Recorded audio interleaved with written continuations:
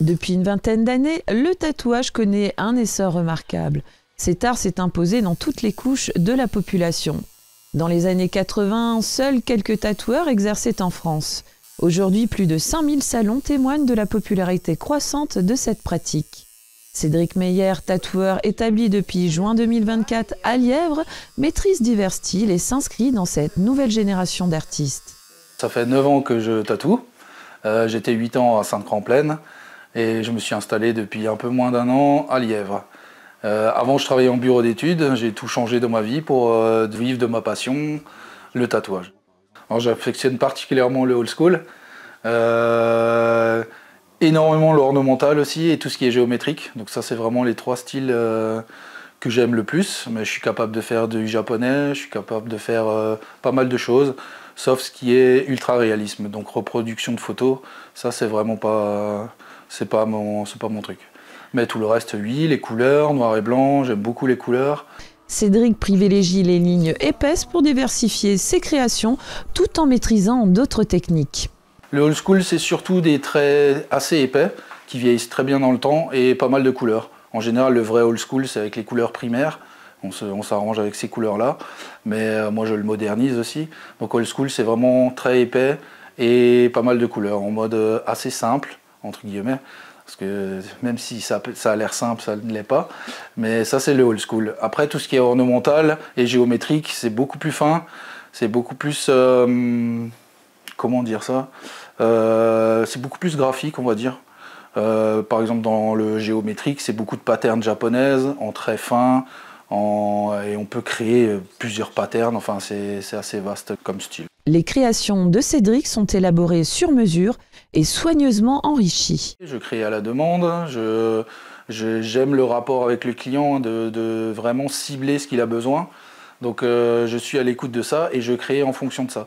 Après j'ai toujours mon style bien sûr, il faut laisser aussi l'artiste mettre sa patte et le laisser créer, mais je suis capable de tout créer. Ça c'est vraiment, il n'y a aucun souci avec ça. Toutes les créations sont uniques. Même les flashs, ce qu'on appelle les flashs, donc ce n'est pas des commandes particulières de clients, les dessins que je crée comme ça, c'est toujours unique et c'est toujours pour une personne. Je ne ferai jamais 2 fois la même chose. Les créations d'un tatouage impliquent une série d'étapes essentielles. Dans un premier temps, il faut prendre contact avec moi. Ensuite, je prends un premier rendez-vous pour vraiment discuter en détail du projet.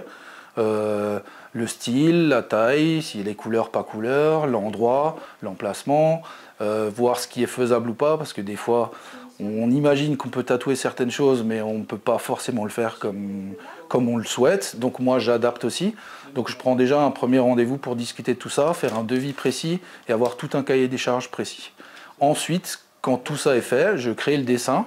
Quand le dessin est fait, je contacte le client pour voir si ça lui convient ou pas.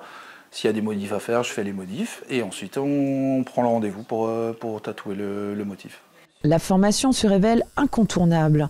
Elle s'accompagne d'un stage auprès d'un tatoueur de renom.